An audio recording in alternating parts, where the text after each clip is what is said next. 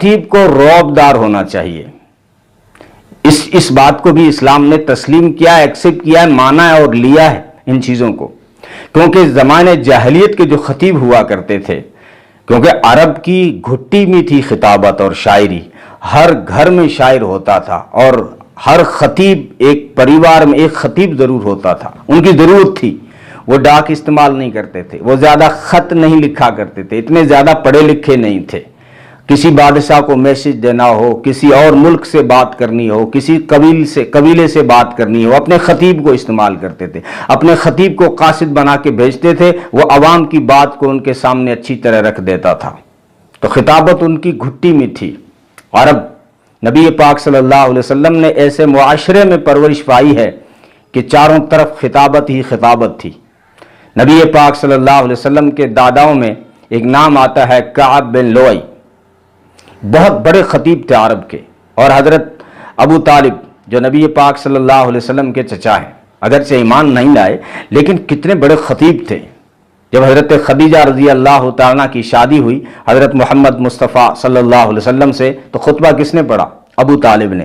اور جو خطبہ پڑھا ہے اس میں جو خطابت کے جوہر ہیں، اس میں جو الفاظ کا تعین ہے اور جو ردم ہے، انسان دنگ رہ جائے۔ کتنے بڑے خطیب تھے، بات کو اس انداز سے شروع کیا: اللہ کا شکر ہے حضرت ابراہیم علیہ السلام کی اولاد میں سے ہیں، اسماعیل علیہ السلام کی کھیتی ہیں، معد بن عدنان کی نسل ہیں اور مضر کی اصل ہیں۔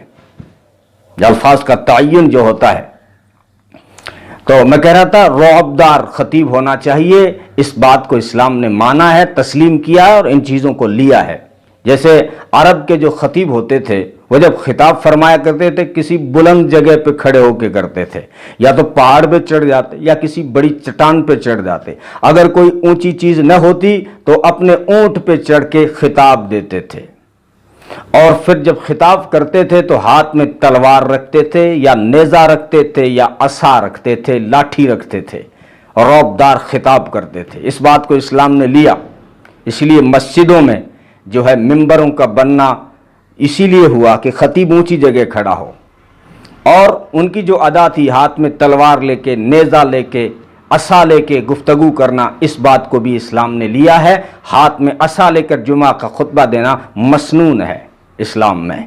رعبدار بھی ہونا چاہیے اور بہترین لباس بھی ہو۔ نبی پاک صلی اللہ علیہ وسلم خصوصی لباس پہنا کرتے تھے جمعے کے دن، اس لیے خطیب جو ہے ذرا پگڑی بگڑی اور صدری وغیرہ پہن کر جو ہے لوگوں کے سامنے آئے تو یہ خطابت کا حصہ ہے۔ دیکھو سورش کاشمیری فرمایا کرتے تھے کہ مجھے ان صدری بدری کا کوئی شوق نہیں ہے۔ واقعتاً وہ سیدھے انسان تھے، ٹوپی ہمیشہ ٹیڑھی، جیسے مولانا ہیں ہمارے بڑے اکابرین میں سے، ان کی طرح ہر وقت جو ہے ٹیڑھی ٹوپی ہوا کرتی تھی، لیکن جب اسٹیج پہ آتے تھے تو زرق برق صدریاں وغیرہ پہن کے، تو ایک دن کہا بھی انہوں نے کہ مجھے ان چیزوں کا، صدریوں کا اور زرق برق لباس کا اور دلہن بننے کا کوئی شوق نہیں ہے، لیکن یہ خطابت کا حصہ ہے۔ اس لیے خطیب ذرا رعبدار ہو، اس کے لہجے میں رعب ہو، وقار ہو۔